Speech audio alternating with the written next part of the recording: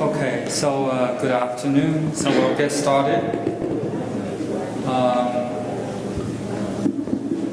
So I just wanted to first of all thank the organizers for giving us the opportunity to present our latest findings on the intersection between physical frailty and cognitive decline. And this is a joint work from colleagues at Johns Hopkins University and Columbia University. And so I'm going to provide a overall background information for the rest of the talks. So first of all, as you know, that there's increasing interest in incorporating cognitive impairments in the definition of frailty. So there have been multiple calls for inclusion. In fact, a recent literature review shows that about 50% of the frailty instruments have the cognitive component, even though the measures of cognitive component are different. And on the other hand, there have been epidemiological data published showing that the cognitive domain is separable from physical domain. This is not inconsistent with the finding that some of the measures of physical function is predictive of cognitive decline, such as gaze speed. And there's another study showing that 22% of AD patients had no indicators of frailty. Okay. And we know that so far there has been limited data on longitudinal associations trying to understand the mechanistic links between the two. And we believe that that's critically important for the next step. So I wanted to give you a few arguments for the inclusion of cognition in the physical frailty definition. One is we need a comprehensive definition about what frailty is. Second is we know that there are associations between the two, maybe bidirectional. And there also have been hypotheses that there are these common physiological processes that may contribute to both, even though that the development of each might be different. The pathway for its development might be different. And also there's a publication showing from a predictive validity point of view that adding cognition to physical frailty actually lead to increased predictiveness of mortality, for example. And okay, so on the other end, and there have been arguments that against the inclusion, okay, because we believe, and we are actually in that group, so we believe that they measure different domains. So there's a body-mind separation, and there are different, and the question is, if you add a cognition to physical frailty, so what exactly that you're measuring in terms of the target construct, right? So we are assuming that some of you believe that there's no gold standard for this frailty construct. And if so, that requires a study of different etiologies and maybe different treatments for either one. So this is our speculation that might explain the different opinions on this topic. The first one, I think there's a paper by Bergman, Jack, and Luigi back in 2007 trying to make the distinction between two concepts of a syndrome. One is called a medical syndrome, one is called a geriatric syndrome. On the left, they use the example of a Cushing syndrome. So it is a single process, abnormal levels of cortisol lead to a range of clinical manifestations, including muscle weakness, slow gait, obesity. So that's one example. On the other hand, the geriatric syndromes are using examples of falls and incontinence, and we know there are these different contributors to these geriatric syndromes, and there's less emphasis on how exactly these contributors actually biologically linked in any causal way. So that's, I think, maybe is underlying the different opinions regarding whether or not to include cognition. And the second possible reason, it depends on the purpose of its use. If you're looking for a risk stratifier, then it makes sense to have a comprehensive frailty measure. In that case, the frailty is understood in a very broad sense, right? You can be a psychologically frail, physical frail, and socially frail, etc. But if your aim is to understand etiology, I think at the current time, by mixing the two, probably will not be a very fruitful, effective approach in terms of understanding their etiologies. So now I wanted to lay the common groundwork for all the talks. Introduce a terminology and introduce a conceptual framework that unifies all the talks. First, we believe frailty is a state of health signified by increased vulnerability to adverse outcomes in the face of stressors. Second, it is distinct from aging process, distinct from disability, and is distinct from comorbidity. I also wanted to add that it is not the same as pre-disability. And there's no gold standard for the measurement of frailty construct. Okay? And we consider the clinical phenotype of frailty as a medical syndrome, not a geriatric syndrome. Okay, the medical syndrome model that we are using is the Fries CHS frailty model that has 5 components most of you are familiar with. Weakness, weight loss, slowness, low activity, and low energy.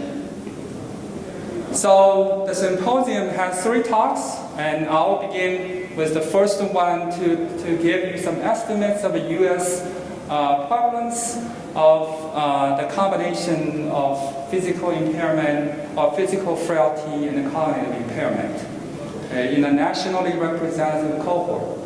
The second talk looks into the construct, particularly the internal construct validity of the frailty concept, to see whether from a psychometric property perspective there's argument for combining cognition into physical frailty. The third one looks at one particular direction linking cognition to frailty. In particular, we'll see whether preclinical changes in cognition is predictive of onset of frailty, physical frailty. So let's begin with my talk. And the objective is to get a national representative prevalence of physical frailty and cognitive impairment in the US, and to explore the population characteristics that might distinguish the different combinations. And we're using data from National Health Aging Trend Study, okay, and it's designed to be nationally representative of persons 65 and older, and is sampled through a age stratified sampling from Medicare beneficiaries. And they actually include 96% of all the people 65 and older receiving Medicare. And so it's an annual follow-up. The data I'm showing is based on a baseline evaluation. So it's a round 1 collected in 2011.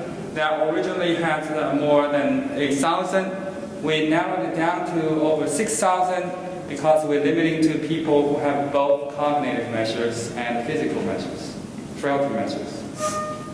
So here's the definition of the physical frailty, which is very much similar to the Fried or CHS criteria, except for the exhaustion and the low physical activity. Here, the low physical activity is based on self-report of low energy exhaustion when conducting activities, limited activities. And cognitive impairments, we are using the bottom quintile of sample-based distribution, and it consists of 2 elements. One is executive function and a memory. The quintile-based cutoffs actually turn out to be higher than the cutoffs that the NHATS uses to define probable or possible dementia. Here's the criteria that NHATS used for defining dementia. As I said, that the definition came or was based on 3 sources of information. One is diagnosis, doctor's diagnosis reported either by the informant or by the subject. And there's also a proxy interview using the 88 criteria to assess dementia. And finally, the third one is based on the 1.5 standard deviation below mean in at least 2 domains of cognitive function. Possible dementia is defined as less than 1.5 standard deviation below mean in just 1 domain. So the bottom shows you the actual cutoffs used for defining probable and possible dementia. So now we have some results to show you, and this is already weighted by the sampling probabilities, so represents the US population prevalence. Of course, the limitation is there's a withdrawal, and which happens in every survey. Here we're seeing that overall there's a 12% of people that are physically frail versus almost a third that are having cognitive impairments. And then within frail category, little over half also had cognitive impairments, and then 1/5 of those actually who were classified as having cognitive impairments also were frail. At the bottom, those are the groups. Actually, the rest of the results would apply. So they are mutually exclusive. The first one is neither of the 2. So I'll denote that group as the robust group. Then the middle 2 is the physical only in the second group, then cognitive impairment in the third group. The last group is the combination of both. So I use the word combination to denote the last one. Here's the baseline prevalence estimates by the group membership. And it is a lot of data, and I'm going to walk you through because I think it's key to this presentation. So now if you follow the box, that shows you the comparison between the frailty only and the robust group. And also the next 2 boxes is a comparison between the robust and having both. Okay, there's the similarities for the frail groups with or without cognitive impairments, okay, in terms of the disease characteristics. Okay, so as you see on the second slide, and these are the list of the chronic diseases we studied, and the 2 frailty groups are looking quite similar. Okay, and the except for there's a lower prevalence of lung disease in the combination group, and it's a little bit higher prevalence of stroke in the combination group. And in terms of the difference between the cognitive impairment only group to the robust group, we see the difference only lies in the demographic characteristics. There's a little difference in terms of disease characteristics, except for 2 conditions, one is stroke, one is diabetes, in which case that the prevalence is higher in the cognitive impairment only group. So, and the yellow highlighted columns are actually odds ratios comparing each group to the reference group. Here the reference group is the robust group. And these odds ratios are adjusted for demographics such as age, education, race, and income. So much of the differences existed even after multivariate adjustment.